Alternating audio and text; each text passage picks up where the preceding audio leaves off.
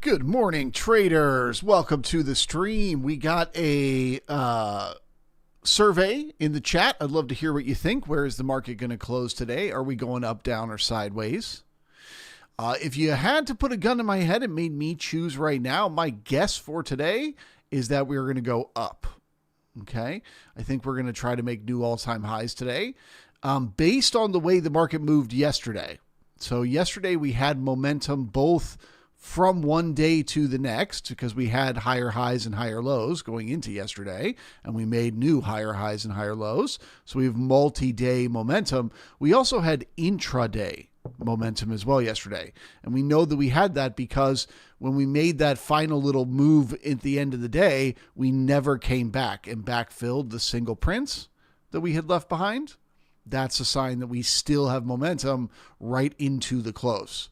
So the fact that today we're opening and we're still above those single prints tells us we still have momentum.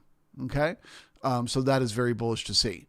That being said, we are opening inside yesterday's range. So it is a chop zone, and we do expect the market to chop a little bit and grind around here inside the overnight range. As always with a chop zone, the best clues that we will have as to what the market is going to do after the first hour today will be how it handles the edges of the range. So normally on a day like today, I would use the overnight high as the chop zone high and the overnight low as the chop zone low. I'm going to extend it just a little bit because we've got these 2-week references here at 74 and 73 from yesterday. So the market could push down to that overnight low, be getting resistance there, and it doesn't actually mean it's going to break lower. It just needs to poke down and repair these 2-week references. So to me, the chop zone is from the overnight high to that lowest week reference. Okay, that's our chop zone right there. And inside that zone, it could go, maybe it'll immediately sell off and then reverse and come back up. Maybe it'll spend 2 hours grinding around in here. Maybe it'll immediately sell off and tank lower. Anything is possible inside this chop zone. But when we get to the edges, that's where the opportunity will exist, and we'll try to figure out what comes next. If the market gets down below this overnight low, below these weak references, repairs them, it passes through 73, but then it turns around and comes back up, that tells us it's going to be a sideways to bullish type of day, where we're either going to spend the rest of the day in the upper end of yesterday's range, or we're going to turn around and start heading higher. Or if we get new selling down there, it's a sign we need a pullback. It's the sign the market got itself a little bit too far, a little bit too fast, and we need a dip back down into the lower end of yesterday's range. Okay? If we get to yesterday's high and we get new buying up there, we are monitoring for continuation higher. Okay? Once we get above 69.94, we are in what we call blue skies. And blue skies trade a little differently than when you're trading in a range you've been in before. What do I mean by blue skies? I simply mean there's no volume. Because the market has never been above 69.94 before, we don't know where the resistance is going to be. We don't know where the sellers will be waiting to step in. We don't know where buyers are going to want to take profits. If you're long the market today and we start to push up above 94, you're going to be having to come up with some sort of way of knowing when you should take profits. Should you lock them in quickly? Should you wait for a big move? Should you be using a Fibonacci extension to choose those levels? Should you be using Bollinger Bands? Maybe you're going to use VWAP with a standard deviation. Everybody's going to pick a slightly different level to take profits. Okay. Whereas in the overnight last night, we know why they ran out of steam right where they ran out of steam, because it was the previous day's high. So we recognize that makes sense that would become resistance. We recognize the support because that was resistance yesterday. So in the overnight, previous resistance became support. That made sense because there's a map. We've been there before. We know where business is being done. But up here in the blue skies, we have no idea. No one does. So everybody is going to take profits on their longs or enter shorts at slightly different levels. So what do we do as intraday traders that trade the auction process if we're in blue skies? Very simply, instead of picking a resistance level to take profits, so say you're long and the market is working its way up there, instead of saying, okay, I'm going to take profits at this large node of liquidity right at 7,000, you would say to yourself, let me just trail my stop. Let me just keep trailing my stop and let it go as far as it'll go. Because, they can really make a big move once they enter those blue skies. Not that they will, but they can. So you don't want to be guessing where the momentum is going to end. You want to be witnessing it. And as always, we watch the tempo. Changes in tempo are a sign the momentum is running out. Changes in volume, the volume suddenly tapering off, is a sign the momentum is running out. Or if at the time we get to the blue skies, the ticks are positive, they're above the zero line, then seeing those ticks reverse and start to stay below the zero line, that's a sign the momentum is over. And so we'll just stick with it until we see signs from the market that momentum is coming to an end in price, time, and volume.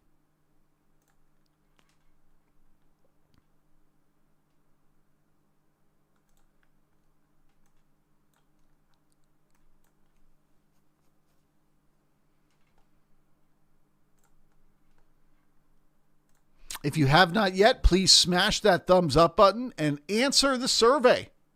Speak now or forever hold your peace. We got 67 people hanging out. I want to see at least 50 of you have given an opinion. It's okay to be wrong. It's anonymous. We won't know who said what. We won't know who was wrong. But I am curious to hear what the crowd thinks. Do you guys think that the market is going to close up at new all-time highs? Do you think we're going to close somewhere in the upper end of yesterday's range? Or do you think we're going to head lower? Do you think we're going to head back down deeper into yesterday's range? For the close today, where do you think we'll be? Speak now.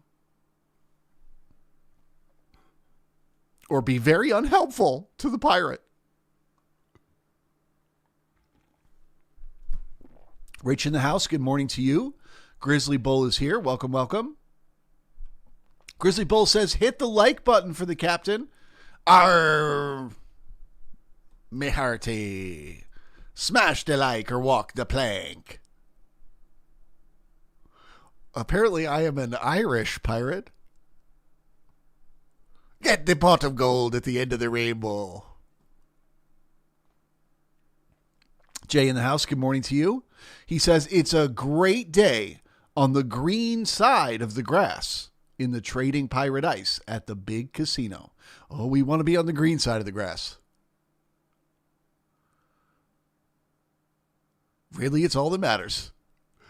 Being on the other side, not so fun. Mark, good morning to you. Pete the cat is here. Good morning and welcome. Laura in the house.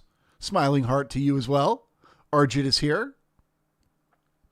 River Rock says, does it matter that the overnight filled the single prints versus the regular trading hours? Do you need to go fill those during the regular trading hours? How important is it? That is a great question. So, any reference that we create during the regular trading hours, whether it's a week reference or it's a set of single prints, it is only repaired. We only stop paying attention to it if it is, tested during the regular trading hours. So you are correct. The overnight came back down and backfilled those single prints. But for us, they're still there in the regular trading hours. So how do we think about that as a carry forward? Well, the way we always think about single prints. First off, it's a little bit of a magnet. The market would like to come back and backfill those single prints. Okay? But here's the thing. When the market has momentum, when it's heading in a certain direction, weakness, like these weak references at 73 and 74, or these single prints, they don't matter. Okay? Momentum is always more important than weakness. Whenever the momentum runs out and the market turns around and starts coming back down, well, then the weakness matters because that's the target for the market to come back down to. But as long as we still have momentum, we don't worry about the weakness. Okay? So the first thing we're going to think about with that set of single prints is that at some point, whenever the momentum is over, we're going to want to come back to 69.81. But if the market opens and it starts to come back, even in this case, re-entering those single prints, and it doesn't backfill them, even with the magnet, Well, that's giving you exactly the opposite. That's telling you, hey, this market still has that momentum. That momentum isn't over yet. So we essentially see it as bullish right now because we tried to backfill those single prints during the regular trading hours this morning, and we could not. There wasn't even enough sellers to get to 81. So that tells us we're going to have to take prices higher to look for sellers. Now, let's say the market starts one time framing higher. You know, we get the B period, we get the C period, the market comes down, it gets cessation of the trend, it comes back down, it's dancing around the opening price, and then all of a sudden it pokes below that A period low. Well, the cessation of the trend was the sign the momentum was over to the upside, and now we're breaking out to the downside. So now that becomes a target. And if that doesn't reverse the market, the next one becomes the target, and so on and so forth. All right, folks, there it is. Blue skies smiling on us. Nothing but blue skies to discuss.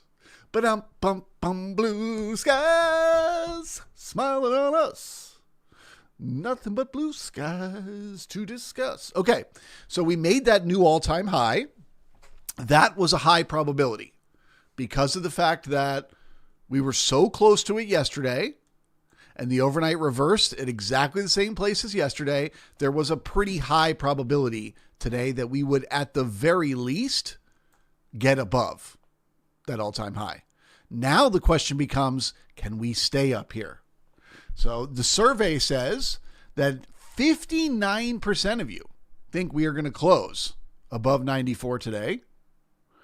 30% of you think we're going to close between 69 and 93, and 11% of you think we're going to close below 68.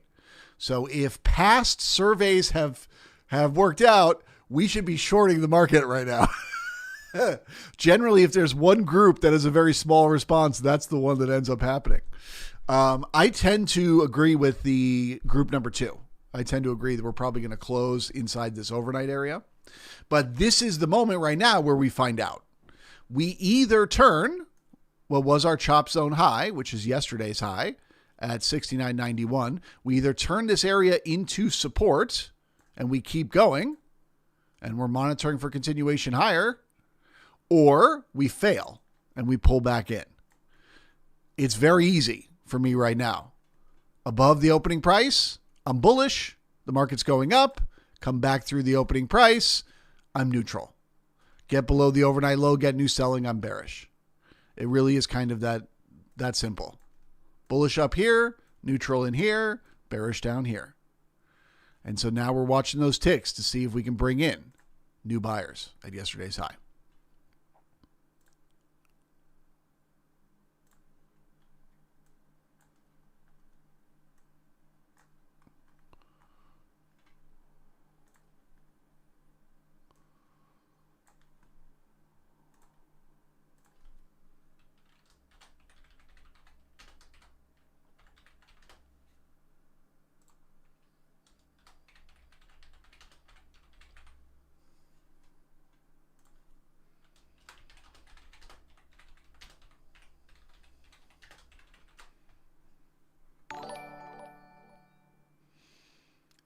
Bragesh, thank you for the follow. Appreciate you, brother.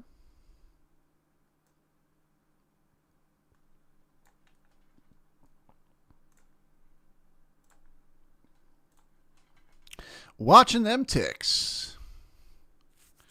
So we are right at the zero line right now, right as the market is testing this support. So if the ticks start to go higher from here, then we're bringing in buyers and the price will keep going higher. If the ticks start to crash lower, we're going to need to come back in again and keep testing this support.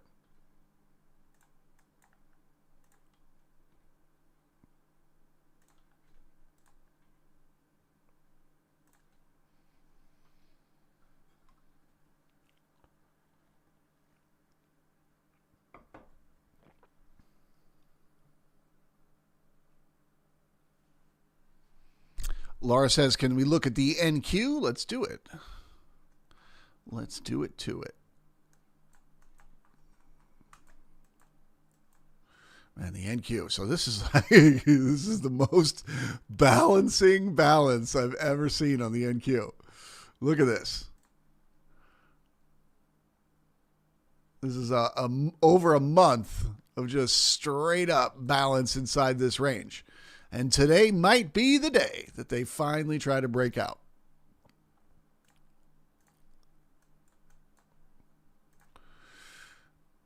I'm just going to make this point to make it. This doesn't really matter for today specifically, but remember how it works with balance and excess, balance and momentum. Okay. The more time you spend going sideways, the bigger the break is when you finally break out.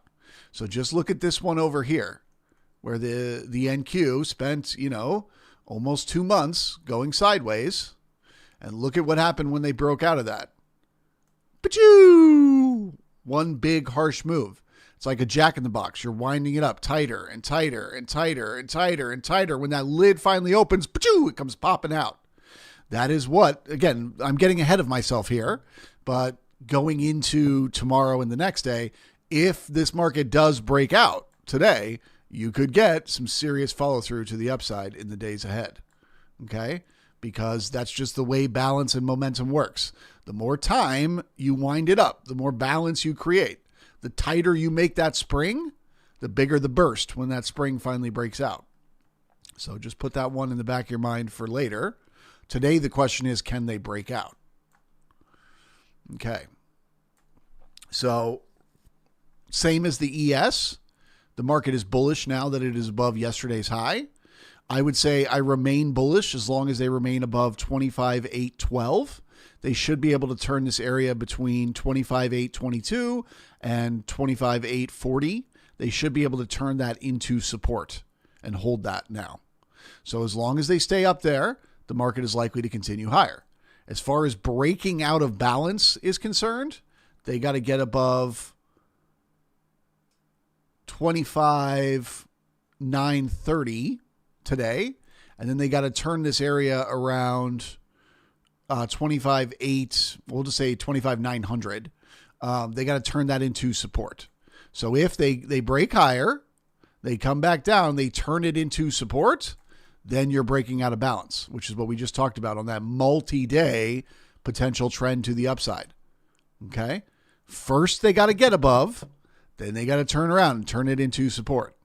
So I'm not saying it's to the moon on the NQ yet, but we are setting up for that potential today to carry forward tomorrow.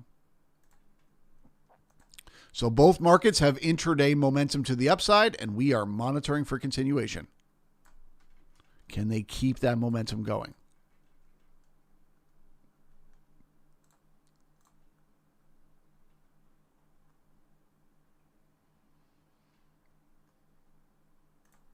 We've got some resistance right around 7,000 on the ES. We can see it because it is that large node on the Bookmap chart.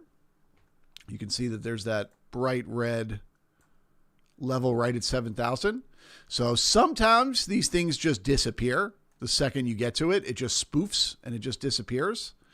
If that happens, I would suspect the market would actually turn around and come back down. But if it is real resistance, if we actually start to fill contracts there, once we get through it, that'll lead to the next big poke to the upside. But I suspect that we'll get at least a little bit of resistance there.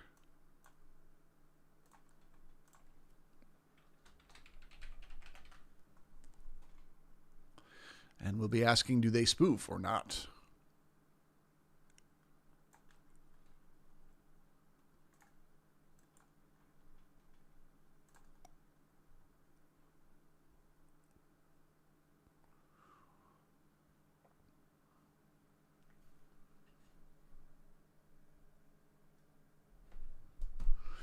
Auntie in the house, good morning to you. Tom is here.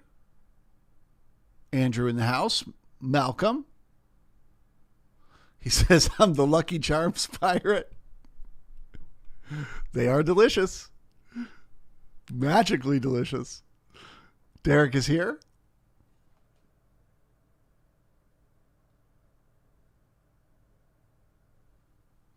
Tyler says, expect response to high prices, exhaustion, and then higher. Yeah, I mean, I'm not sure that I use terms like that to describe things, but yes, there's a way auction processes work. The market pushes up as far as it can go, gets what you would call exhaustion, right? Runs out of steam, comes back down, brings in new buyers, and then it does it again. To me, the opening price is that level of interest, right? As long as they're above it, we don't have exhaustion yet. We haven't run out of steam. We don't need the pullback yet. As long as we're above the opening price, we should assume buyers are going to step in and we're going to keep going up. But if we cross through that opening price, then yes, we've gone too far. We need a dip to bring in more buyers. And we are watching for support right now.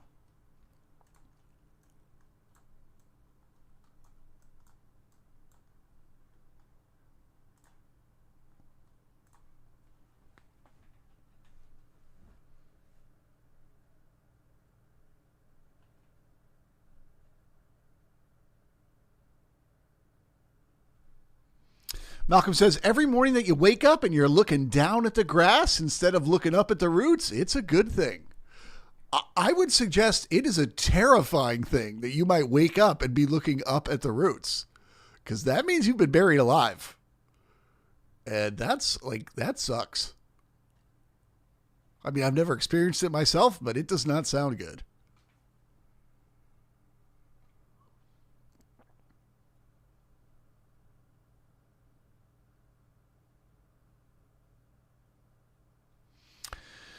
Tom says your poll is likely to be even because we all don't know. Nah, but that's what's so great about it. You might not know. You might feel uncertain, but 50% of the people here felt confident enough to say we were closing a new all-time highs.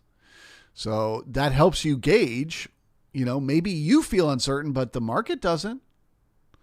And as I said, generally with these polls, if there's a clear leader, if one side is a big winner, then usually the opposite happens. It just is what it is. So 50% saying we're going to close at all-time highs means we're probably going to close inside yesterday's range. But we've got, 6 hours between now and then, so plenty of room to the upside.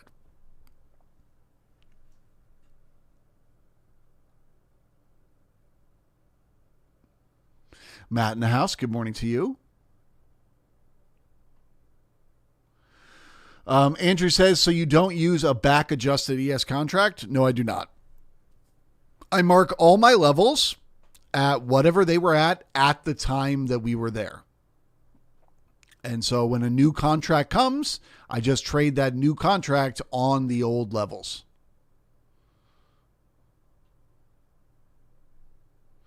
And I do it because it works. It's been working for me.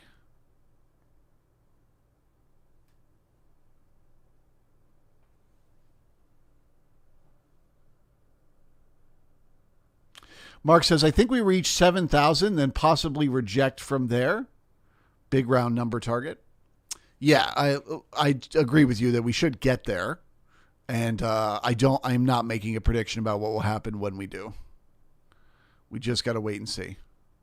You are right that people tend to take profits at round numbers, especially when we're in blue skies and they don't have a specific level. But as I said, if that disappears, it'll reverse. But if we poke up into it and we actually fill those contracts, it's going to go much higher. We just got to wait and see when we get there.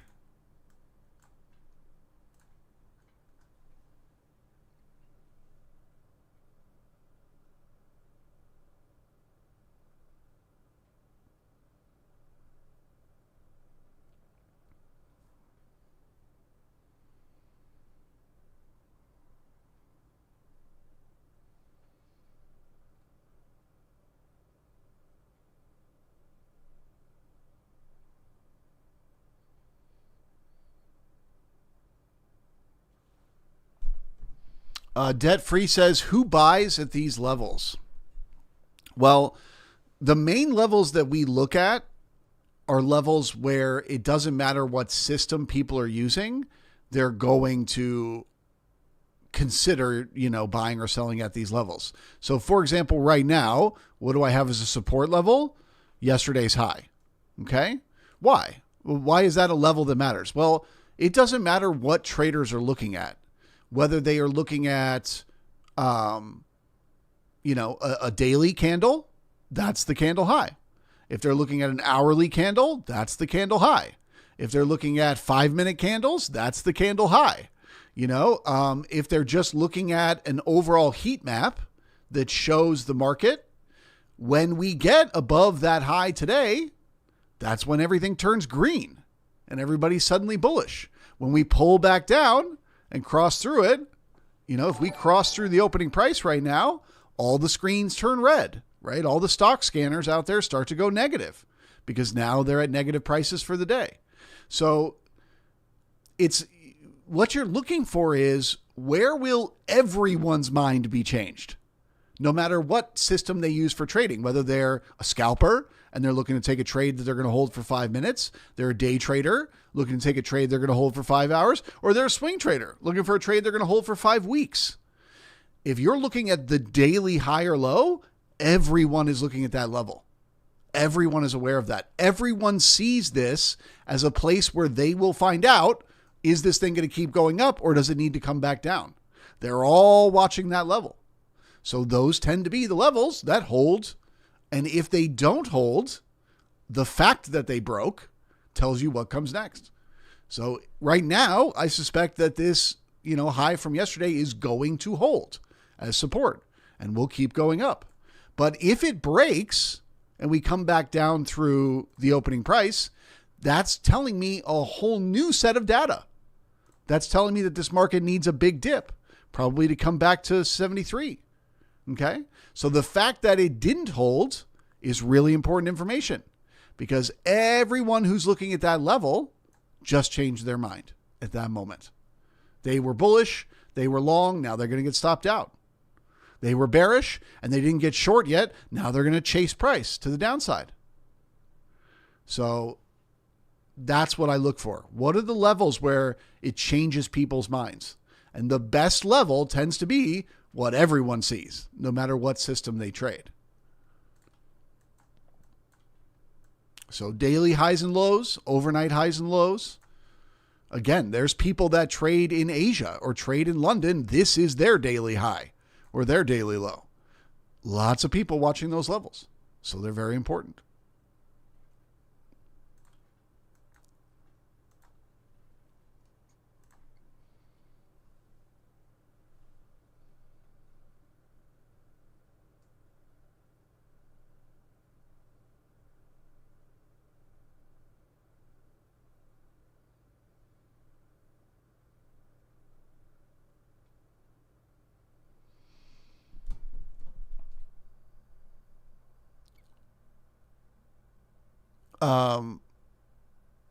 Zux India says, Charles, waiting for the jobs report to come out to trade. That's fine. Looks like it's going to happen in about 30 seconds. And my guess is it's going to be a nothing burger, since we're not really losing that much liquidity. Normally, if there was a lot of fear, this would go completely dark. We've still got a decent amount of liquidity in here, so that tells me they're expecting a nothing burger on the news.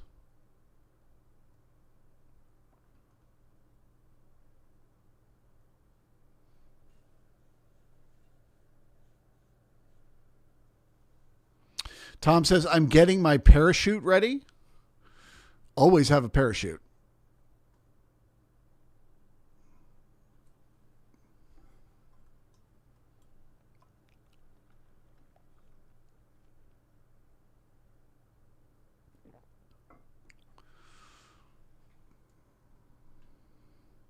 Okay, so as always, when Bookmap goes dark like this, that's them shutting off the high-frequency computers and turning on the news bot computers that just react to the news. So we got to give the market a minute or two here. It may chop around, but it's really once the liquidity comes back that we can trust what it does next.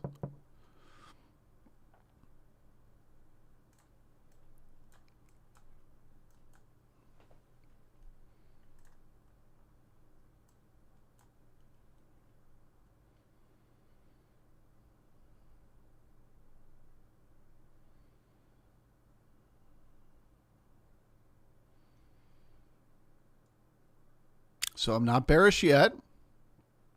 This is just a reaction to the news. But if we start to get resistance here, then I will be looking for a pullback to 81 and then 74. But we got to see that liquidity come back, because there's a very good chance we just set about our business once again as soon as it does and continue to the upside.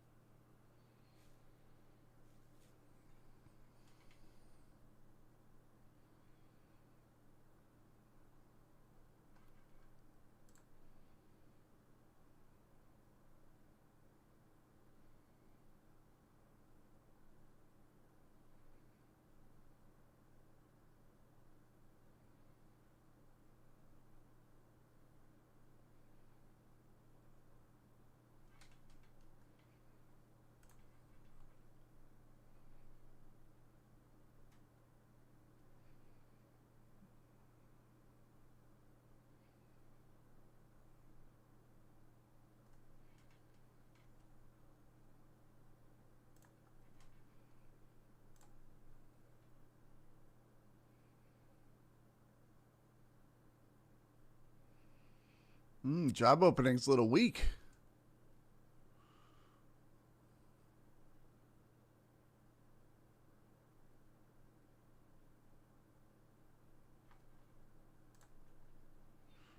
Okay, so I'm now back to neutral. If the buyers were going to reverse and head back up above yesterday's high, they should be doing it by now. So that tells me we need a dip.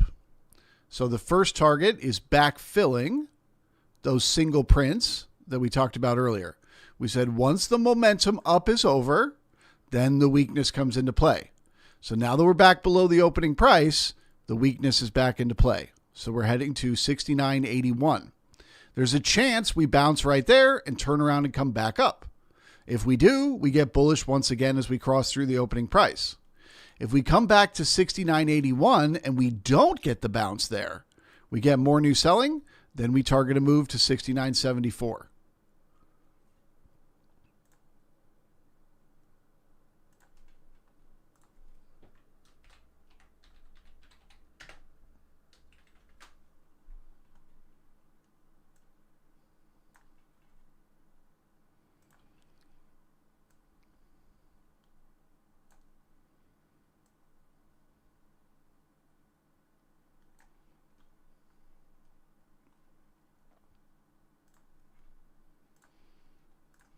Okay, this is going to be a good moment to keep an eye on these ticks.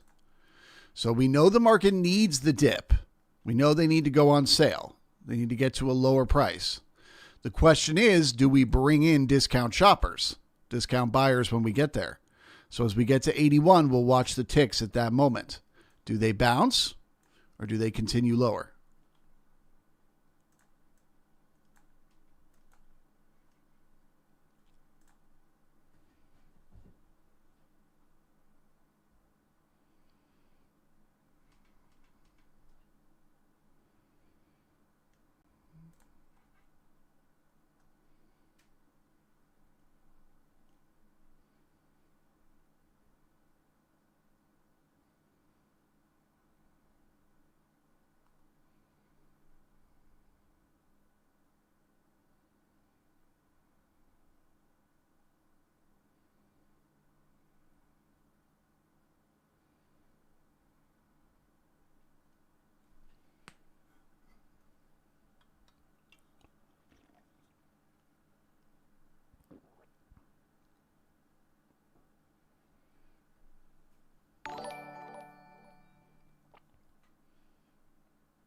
Otani, welcome.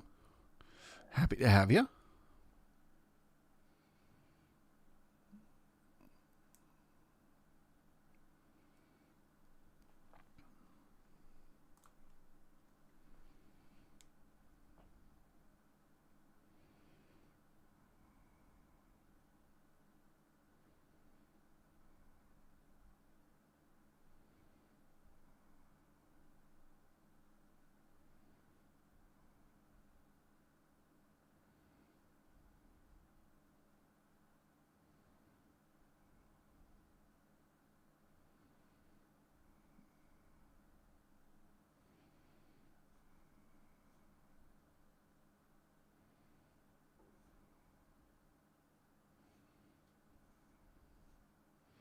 Okay, so right now, what are we noticing is happening with the market?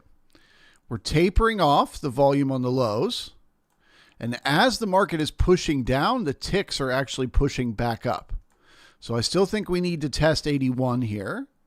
But the market is giving us sort of a heads up ahead of time and being like, just so you know, as we dip, there's buyers waiting. So that increases the odds in my mind that 81 will hold as support.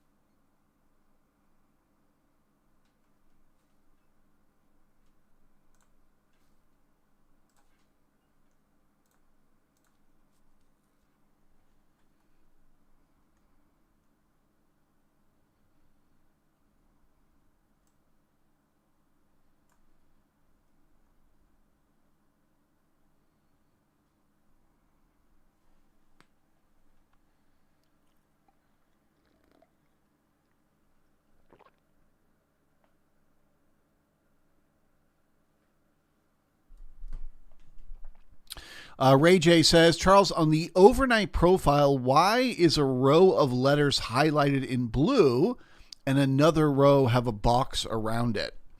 So these are just different, little nuances that market profile allows us to see. So the overnight range is this one right here, this blue and white box that you see right here. That's the overnight range. Okay. The green rectangle right here, that's showing the closing price or our opening price, same level, right? But that's where they closed in the overnight. This little green dot is where they opened, also our closing price from yesterday, obviously. Okay. The blue box that you see right here, that is the value area. So it's the same thing as this blue box that we see right here, which is our value area for intraday today. What is the value area? The value area essentially represents about 70% of the day's range. So it's always based on where the market spends the most time and brings in the most volume, closest to the center of the range. Okay? Why do we care? Why do we pay attention to value? I'll go over that in a minute, but let me just finish covering the different topics for the overnight range. So then you'll see there's some sections with little yellow letters. Okay.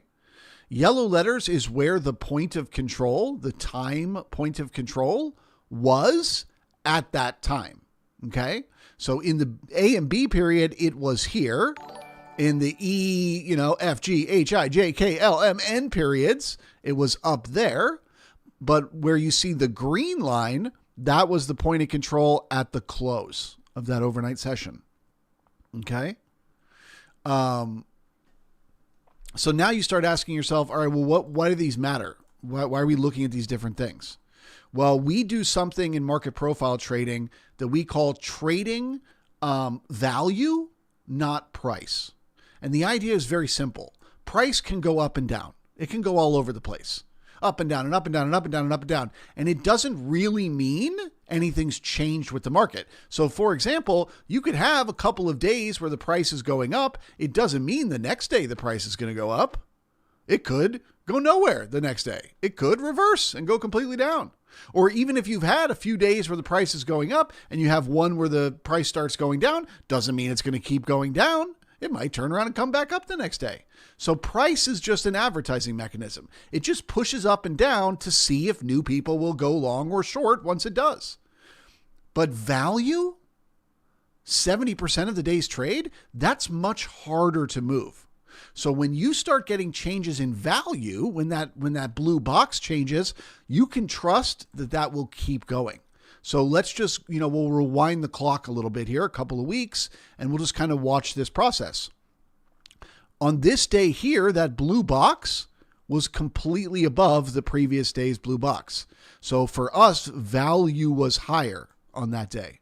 That increases the odds the market wants to make higher highs the next day. Okay, because value was higher the previous day. What did it do the next day? It went up and it made higher highs. Well, where's the blue box that day? Higher than the previous day. So that increases the odds we're going to make higher highs the next day.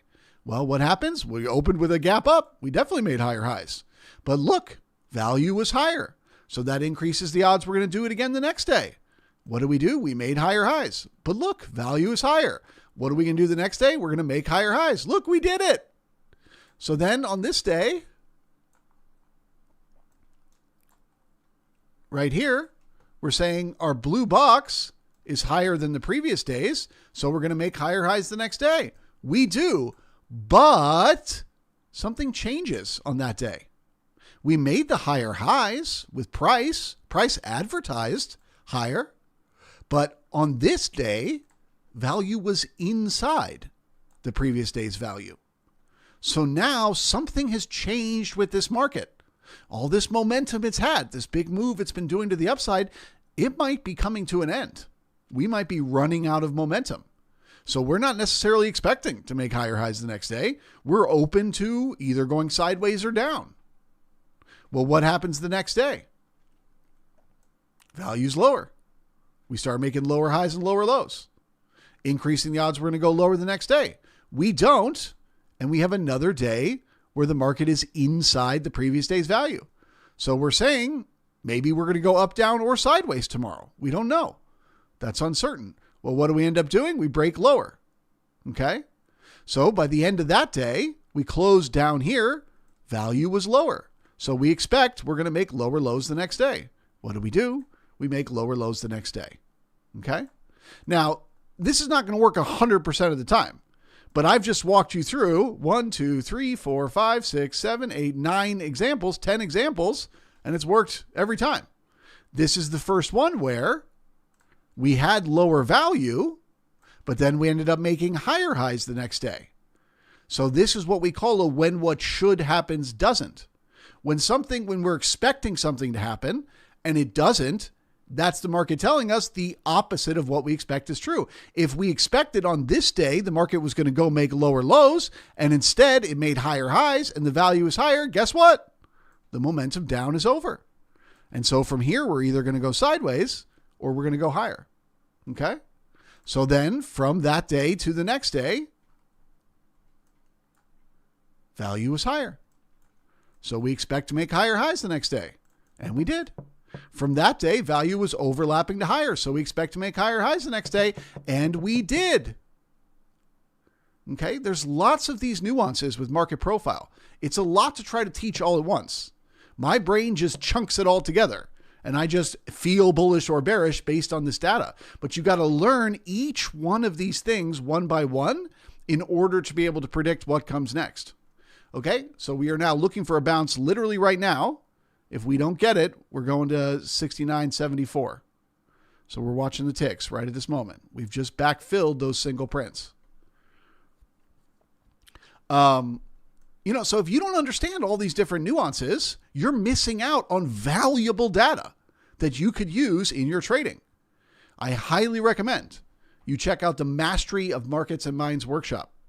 All you got to do, open up an internet web browser, type markets and Minds into the top of it.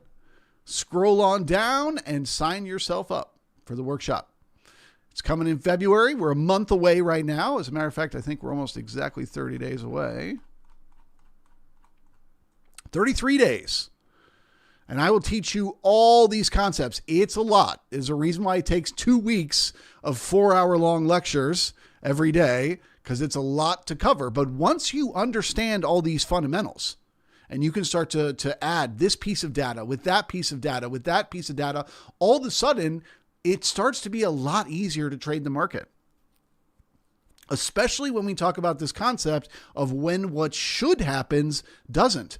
Even if you're totally wrong, even if you're bullish as can be, and you think the market is going to go higher. Even if you're up here and you're like, oh man, this thing is going straight to the moon.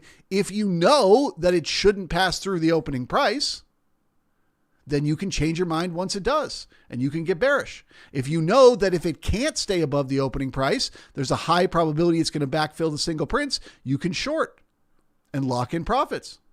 Speaking of which, we're getting new selling here, so we are heading down to 69.74. No bounce. Okay? So you got to understand how to read all this information to be able to use it. That's what the workshop is all about. And then once you understand it, you can join the brigade and you can come hang out with me every single day for just $20 a month. And you can hear me point these things out. Maybe you forgot to mark those weak references yesterday, so you don't know what the downside target is right now, you know? So that's what I'm here for.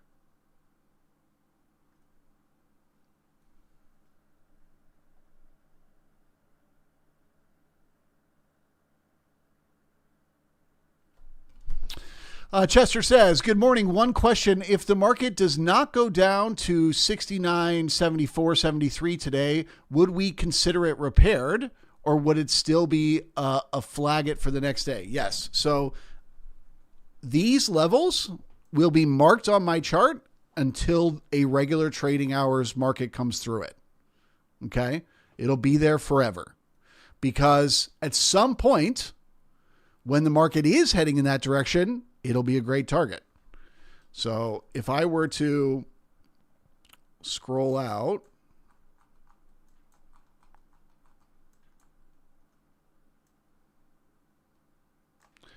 you know, as this market was working its way higher, it left behind an absolute fuck ton of weak references.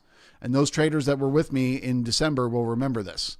It was like, weak reference, weak reference, weak reference, gap, weak reference, weak reference, weak reference, weak reference, weak reference. It was so many weak references on the way up. Now, if I'd have chose to ignore them, you know, once we got away from them for a couple of days, I would not have had targets on the way back down. And traders in my room will tell you I was nailing targets on the way down. It's going to get to here. It's going to get to here. It's going to get to here. This is the next target. It's going to repair this. And we literally just came through. We cleaned up every single weak reference that was there. Then we found support and reversed and came back up. We created a new one with that particular low, but that's what we were doing. We were coming back for all these old weak references in here. Now, let's say that we hadn't have reversed on the second. Let's say we hadn't have gone down. What would have been my next target to the downside? This weak reference from 1218. And if we got to that and there was more selling, what would be my next target? These weak references and this one. And so even if we come back for this low a year from now, right? Say the market spends the next 6 months just pumping higher, and then we have a correction later on in the year and we come back down for this thing. Well, there'll be targets when I'm trying to short and I'm trying to figure out where to take profits. So yeah, until it's repaired, I keep track of every one of these references, because even if we come back a year later, they're perfect targets, and you'll watch. It'll come down, it'll pass through there, and then it'll reverse and come back up like clockwork. Even if that level was made a year and a half ago, it'll still work like clockwork. Why? I don't know. Don't ask me, but it works.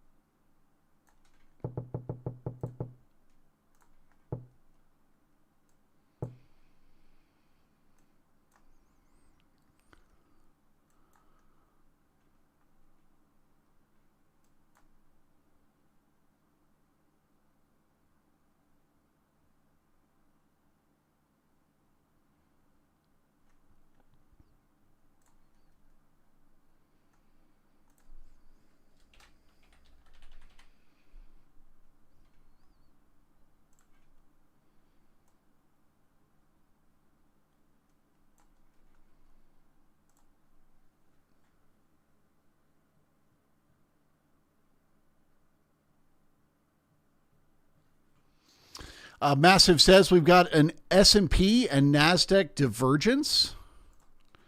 Let's take a look. You are correct. Yes, sir. The NQ is holding up yesterday's high, so it's still bullish. The ES is neutral, and I would say even bearish. It really needs to come down here and clean up 74 and 73.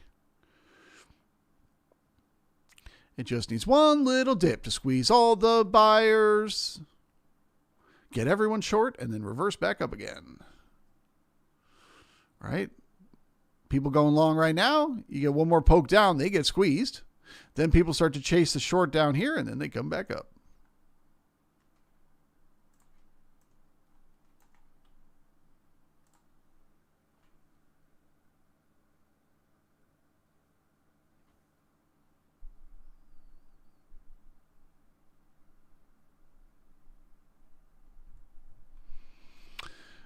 Willie T in the house, ahoy to you. Jad says, is your measurement data set on TPO or trade volume? I assume you're asking about the point of control. So my point of control is based on TPOs. It's based on time, not volume. If you're asking about the value area, I'm not sure. I think it's just whatever their standard settings are.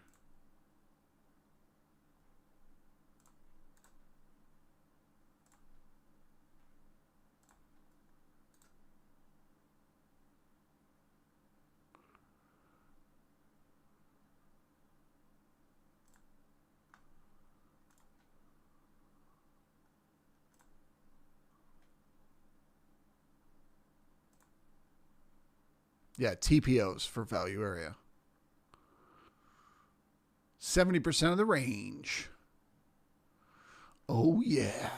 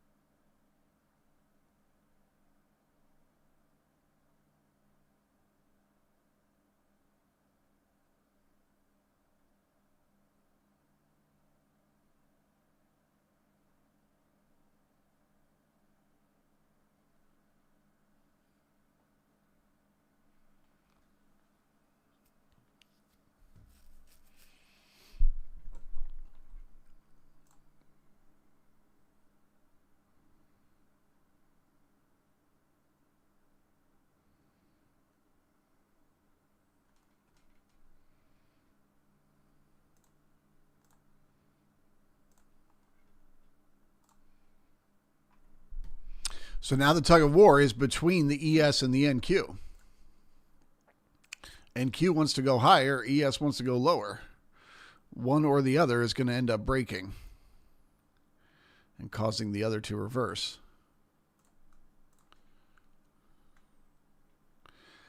Methinks it's going to break down, both of them.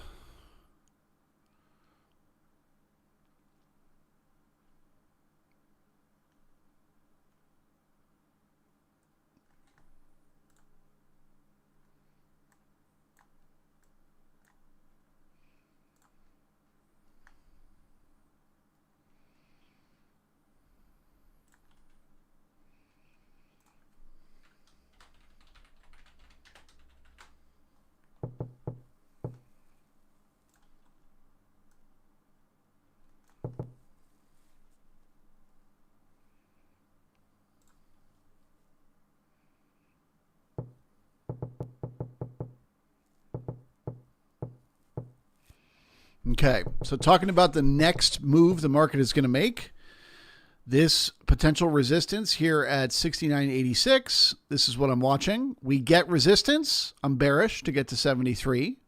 We don't get resistance, and we pass back through the opening price, I'm bullish to head back up for the highs. So watching for those sellers to smack the market down right here, right now.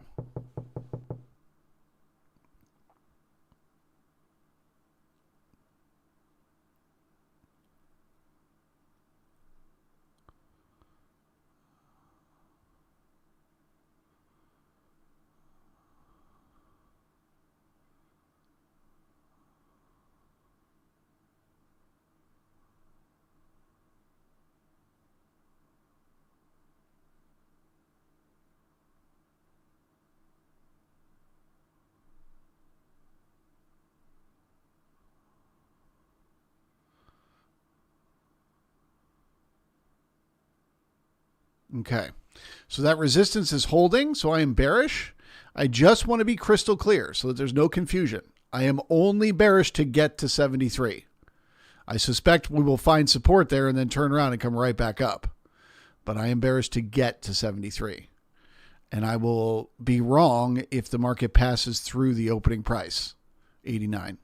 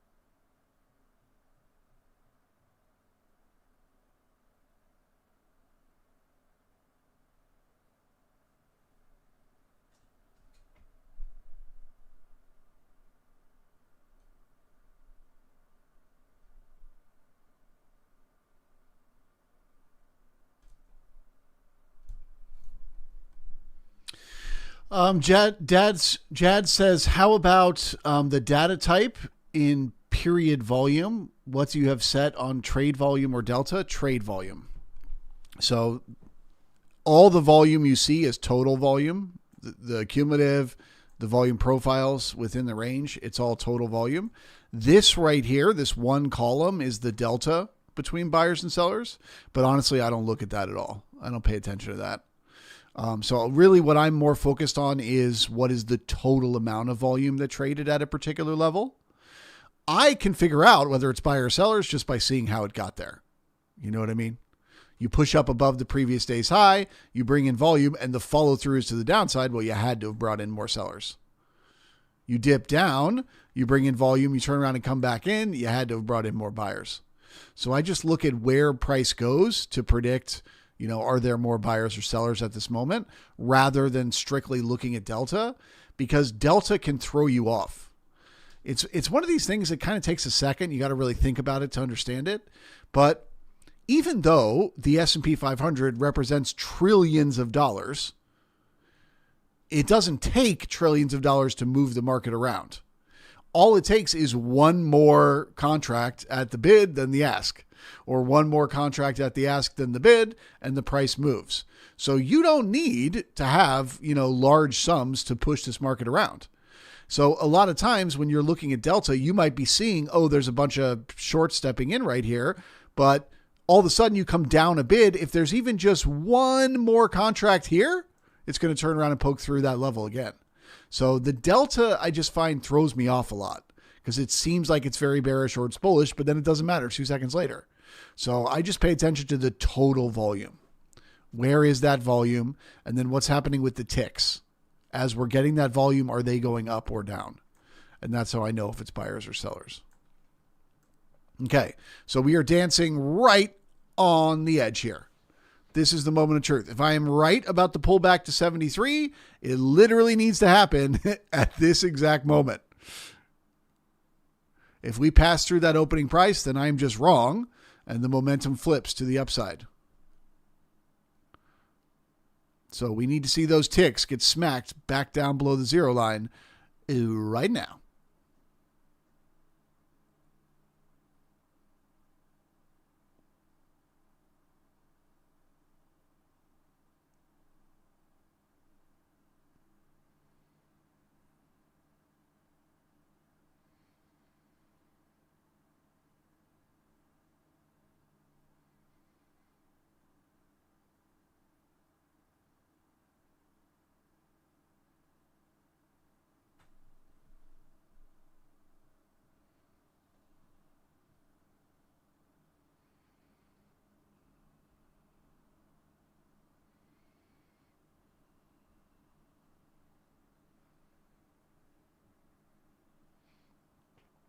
Laura says, NQ pump.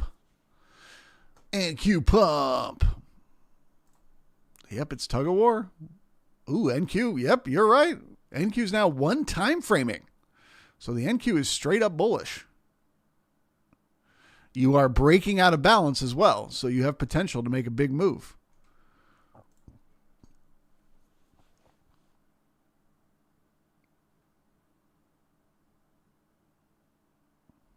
Dun dun. Dun dun. Dun dun dun dun dun dun dun dun dun dun dun dun dun dun dun dun dun dun. All right, guys, sorry. I'm wrong on that pullback. It seems the dip in the B period was all the market needed. So I'm going to go back to neutral here for a few minutes. If we start to turn 92 into support, we start to turn yesterday's high into support, I'll be bullish for the next leg up. As we discussed, it was tug of war between ES trying to go down and NQ trying to go up, and NQ won. They are buying the tech.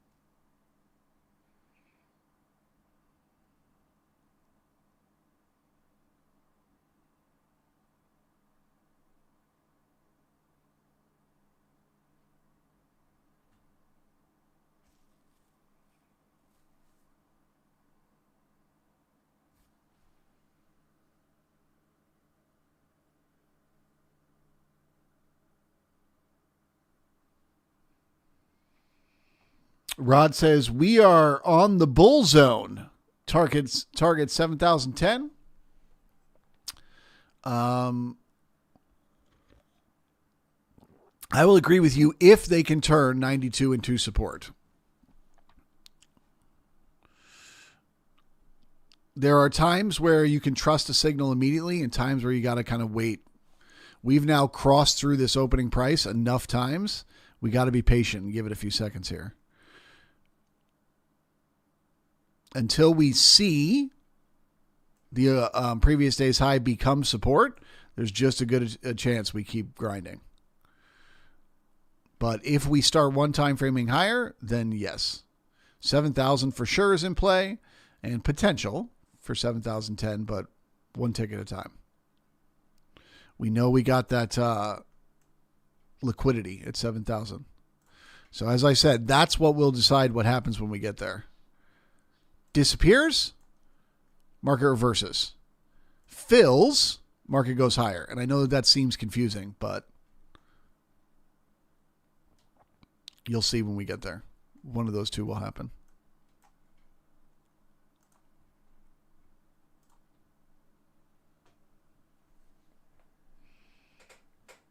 Let's take a look at the options data.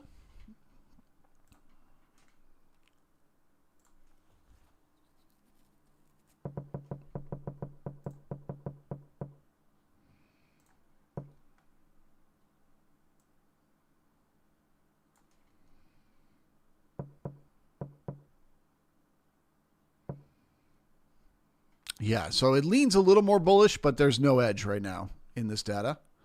There's no one clear strike price that is the obvious magnet for the market. And as we can see, the hero line is not only going up or down, but it's crossing through the zero line. So there is no clear, momentum one way or another in the options market.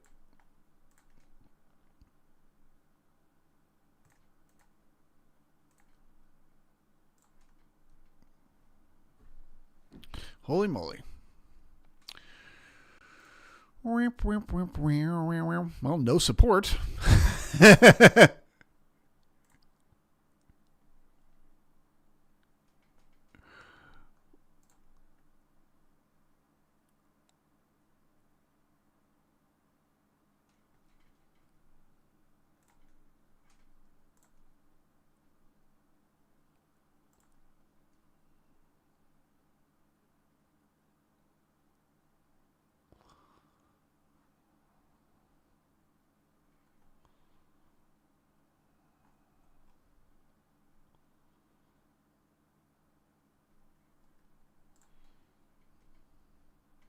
That's a very unusual little liquidation they just had.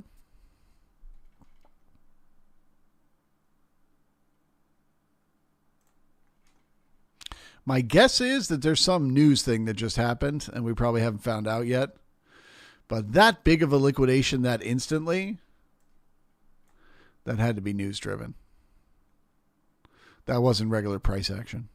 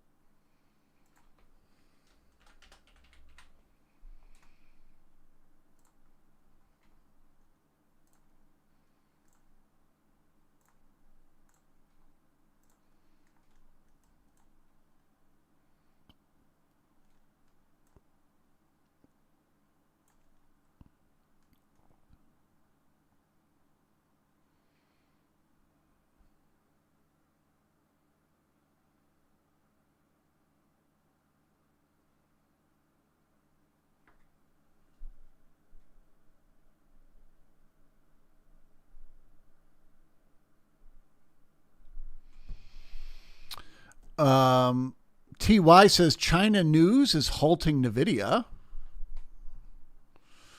Are they invading Taiwan? What's happening? Here we go. China tech companies to halt NVIDIA to H200 chip orders. Oh, who cares? Yeah, so it's just a little piece of news.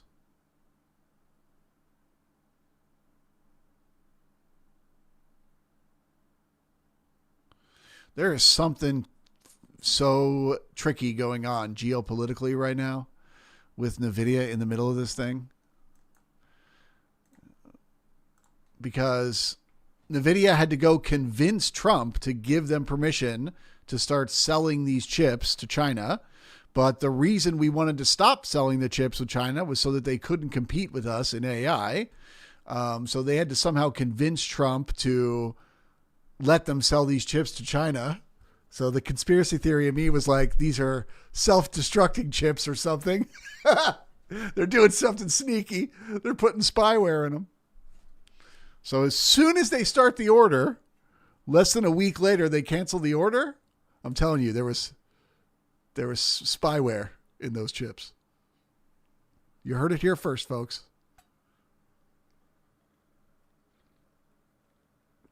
Nag says oil tanker news. Man, that's scary. Oil tankers?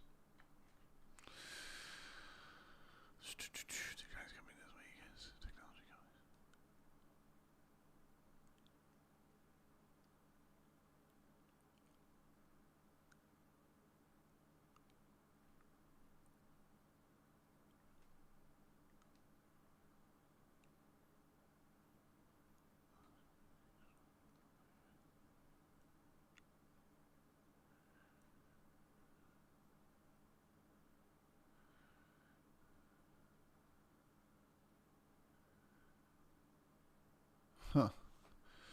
Yeah, man. This is all geopolitics.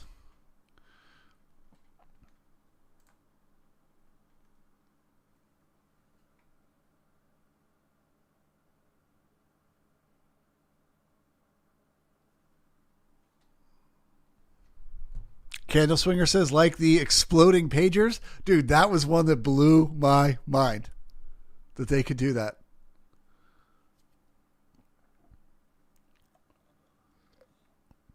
And make no mistake, if they can do it with pagers, they can do it with cell phones too. Are you carrying one in your pocket right now?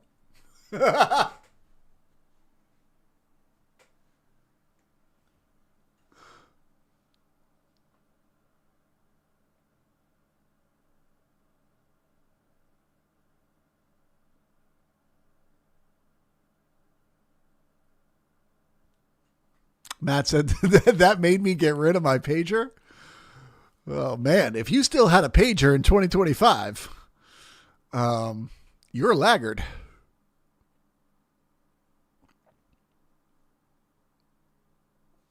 Okay. So as far as what to expect the market to do the rest of the day, right now that we're digesting this news. So you can pretty much just see, this is where the market was. The news comes out, you liquidate. You basically just sweep the order book, taking out all the stops, come right back up to the equilibrium, come back up to the center, and now we figure out, do we not care? Do the buyers step in and we just start chugging our way back up? Or is this market like, no, we're going to start the momentum down now? Remember, this is going to have a heavy effect on tech. So I think we probably keep an eye on NQ here and see if they can turn or if they can hold 25,845. If they can, the momentum can continue to the upside.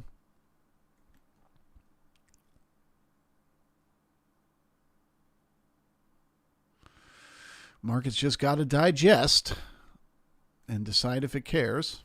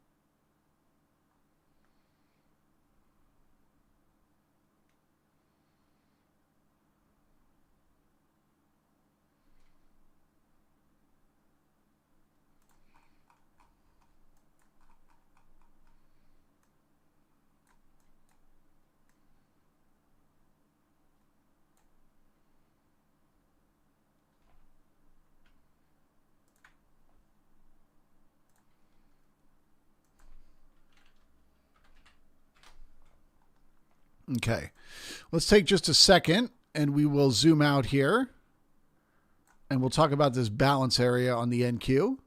I'm going to go ahead and mark the balance area high as being 65,860. Okay, we're going to call that the balance area high. And we'll just zoom out and we'll look at it on the daily because it'll be a little bit easier to explain.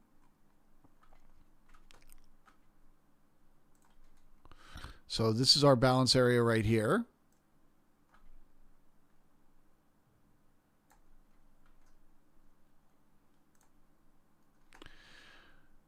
We are now above the balance area high. That is bullish, both intraday today and for the days ahead. Okay. If the market really, it just matters like by the close today. So if the market closes above this high, there's a very real chance we're going to get multiple days of momentum up on that breakout in the days ahead. If we close today and we've pulled back down into the range, so, near today's lows, or I would say the overnight lows, if we're down back inside the range, that actually increases the odds we're going to turn around and head back lower, which you can see happened here. Couldn't break out, had to come back down to the lower end of the range. Tried to break out and failed, came back down to the lower end of the range. Okay? So from here, the NQ either wants to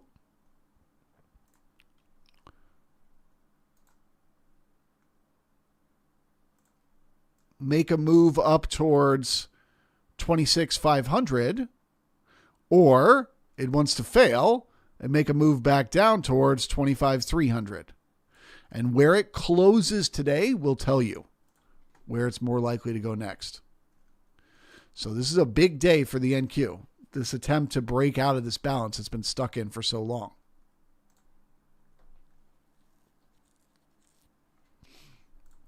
And it feels like the ES is just along for the ride.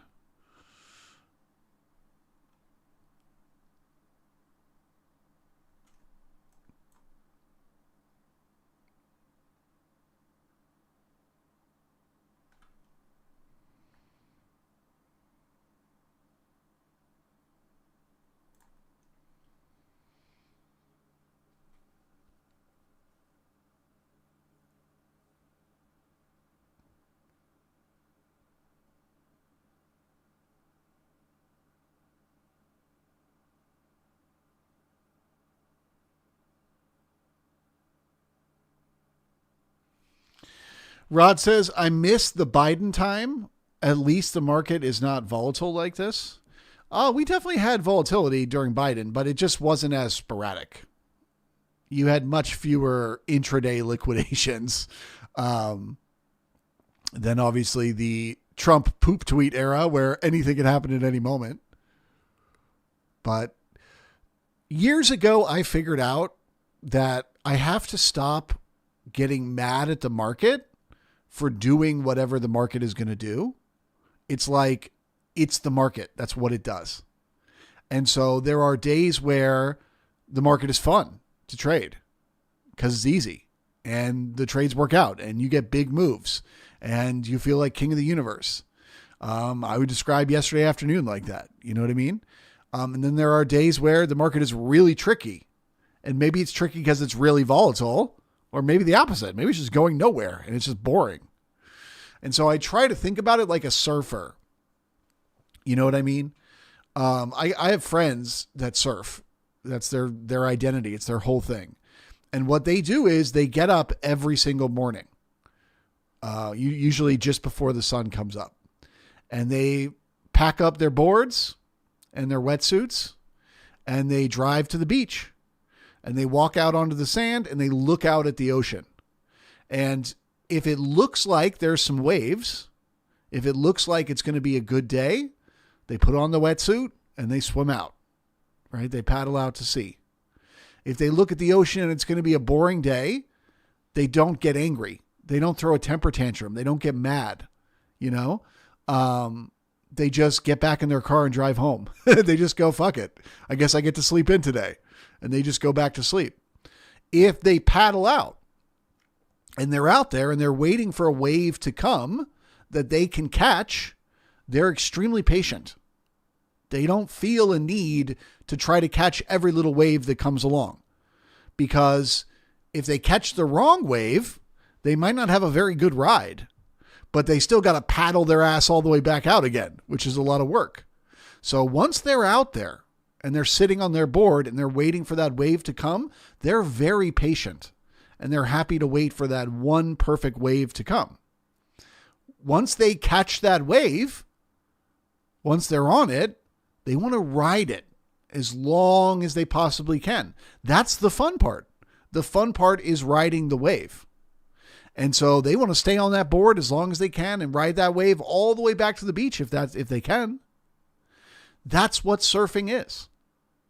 There's no getting mad at the ocean. There's no getting mad at the wave. It's just there are good waves and there are bad waves. And you do your best to ride the good waves. And when you're on one, you ride it as long as you can. You make the most of it because you know there might be a long wait period until the next one comes along. And the more I can treat trading like that, stop getting mad that suddenly, Trump tweets something and the market crashes, or that you have a day where the market just keeps passing through the opening price dozens of times. Like, I know this thing is either going to go higher today or lower, but it just won't pick a direction yet. On those days, I try to remind myself that my job is not to take a trade all day, every day, always based on everything. My job isn't even to always win when I take trades. My job is to look for those great opportunities, and when they come, to be in those trades. And if I'm sitting around being angry at the market or frustrated, I might miss those great trades. That setup might come and I'm too afraid to take the trade, or I'm too distracted. So as hard as it can be, I think the goal of trading ultimately is managing your own emotions so that when it's boring, you can stay focused and be ready when that opportunity comes. When it's frustrating, you can stay calm and be ready when that opportunity comes. And when it's exciting, you can push it and you can squeeze every dollar out of that winning trade that you possibly can. And if you kind of master those are all just emotions. That's just psychology. You master that side of trading, and the TA doesn't really matter anymore.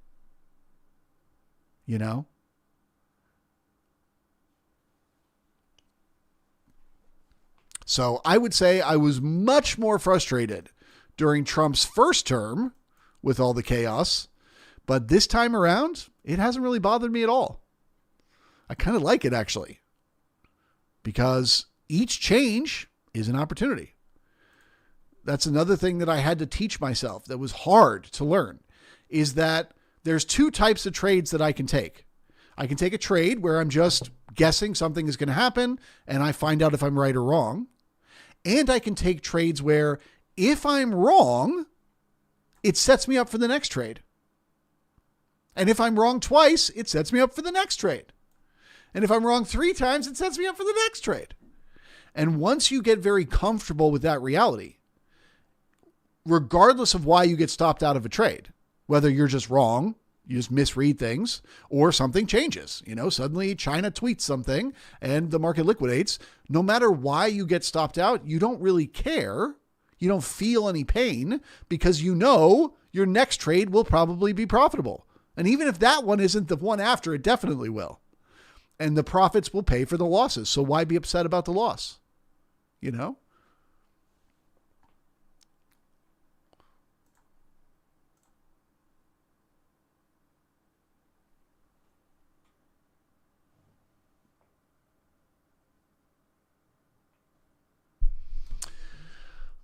Dan says, what are the odds we hit 7,000 today? So that's the thing. At this second, I can't tell you. Okay. I would say they're better than 50%, but I really couldn't tell you. But if you're willing to wait and be patient until first the market comes back and it turns this into support, we have not yet. Like 5 times today, we've tried to turn the previous day's high into support and it has not worked. But when it finally works, when that level is finally holding, if you ask me the question again right then, I can tell you that there'll be a 80 to 90% chance we get to 7,000. But right at this moment, we just don't know yet. We need the market generated information to confirm it. That will be support at yesterday's high. That will be the thing that confirms it.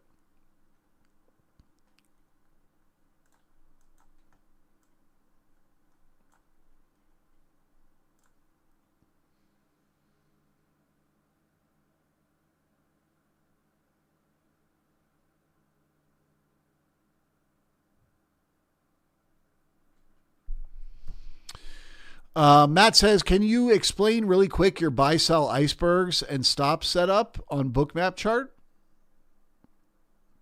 Just what is what?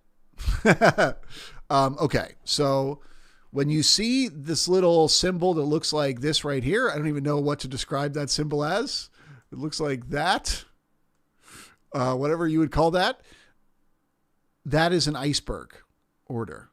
Okay?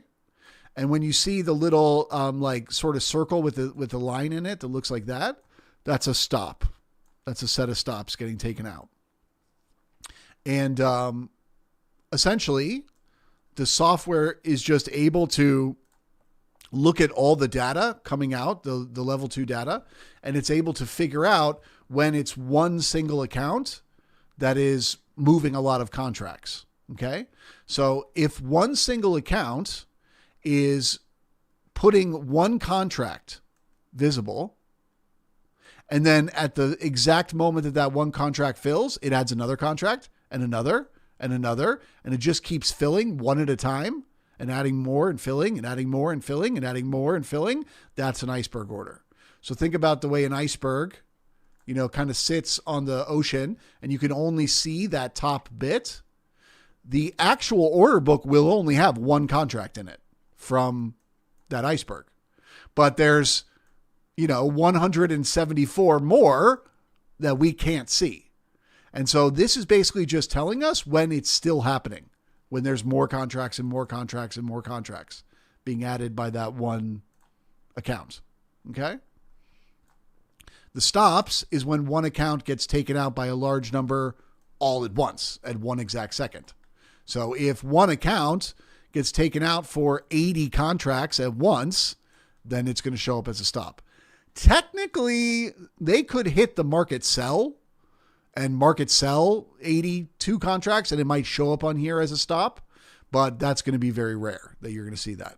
So generally speaking, if you see icebergs, that's somebody trying to hide size. And if you see stops, that is somebody with size getting taken out of their trades. As far as nuances go, if you have icebergs that are still there, they're not finished, those are kind of like magnets for price to come back to. So let me see if I can find an example from today. I don't think there really has been. Nah. But let's just say this one that right here, let's say this was still in the order book. It was still showing up as being there. And then the market started to sell off and go away from it. As long as it's still there, at some point the market is likely to come back to it. Now they can disappear it at any moment, but as long as it's still there, the market is likely to come back to it. When it comes to stops, these are really powerful indicators because oftentimes the high or the low before a reversal will have a huge number of stops on it. So if we look at the low down here, 400 stops got taken out and then the market reversed and started coming up. If we look up here, 400 stops got taken out and then the market reversed and came down here. Again, this was that liquidation based on the news, but 300 stops got taken out and then it turned around and started going back up.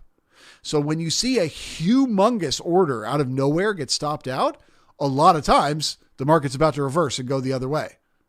Okay? But what if it doesn't? What if you take out a huge number of stops, but the market keeps pressing up? Well, then it's a when what should happens doesn't. It's telling you the market's not going to reverse. It's going to keep going, that it has momentum up. Okay. So here in the D period, we are finally starting to turn the previous day's high into support. You can see where is that D period low to a tick, exactly yesterday's high. And what are the ticks now doing? They're starting to fight their way back above the zero line. So if the ticks keep pumping, we will start one-time framing higher. They got to hold 91, and right now they are. So this is bullish to see.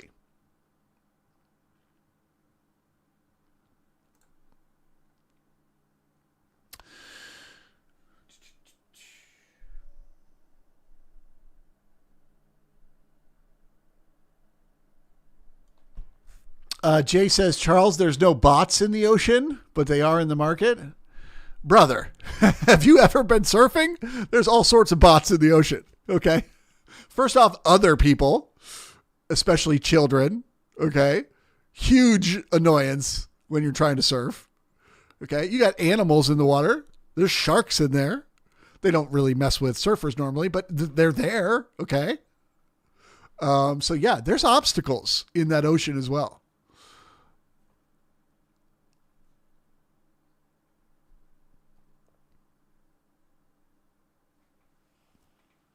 But I do hate the bots. I'm on record for hating the bots.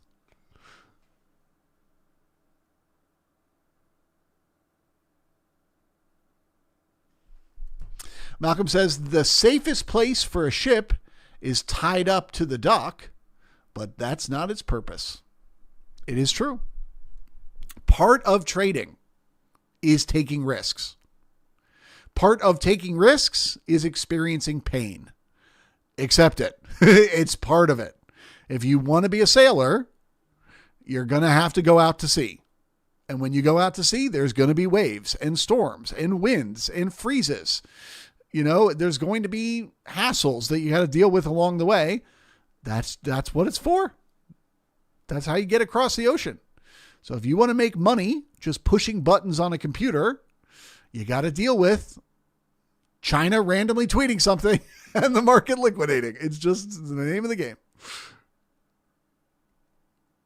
Sure, you'd be safer if you just didn't take any trades, but then you wouldn't be trading. Rich says the icon for the iceberg is the iceberg.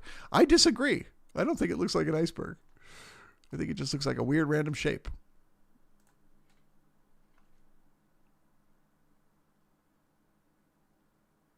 Okay.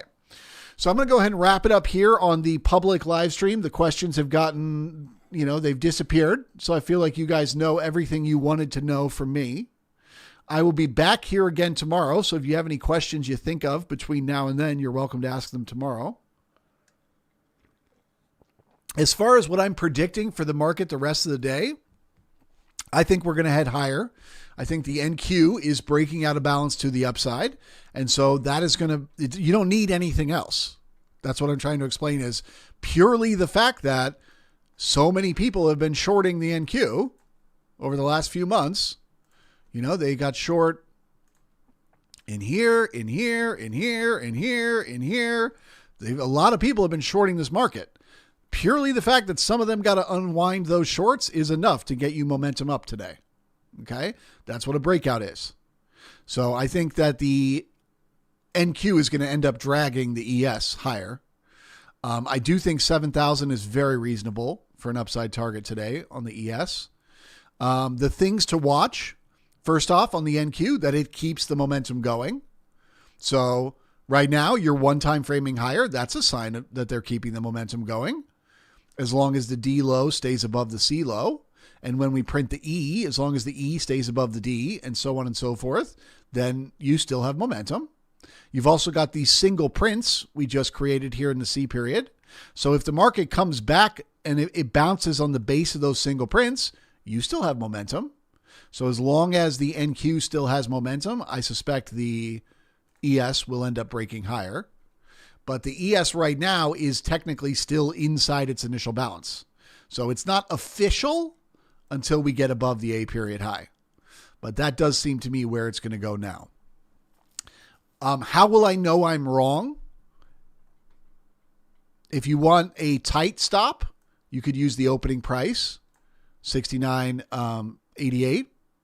If you want to give it a little more breathing room, you could use this volume node right here around 69.85. I am very comfortable saying, forget this liquidation. That was something different. That was just news. Okay. Forget about that. I am very comfortable saying that if now the market gets back down below 85, it is going to head for 74. But it doesn't look like that's what's going to happen. It looks like it's going to continue going sideways or higher from here. Okay.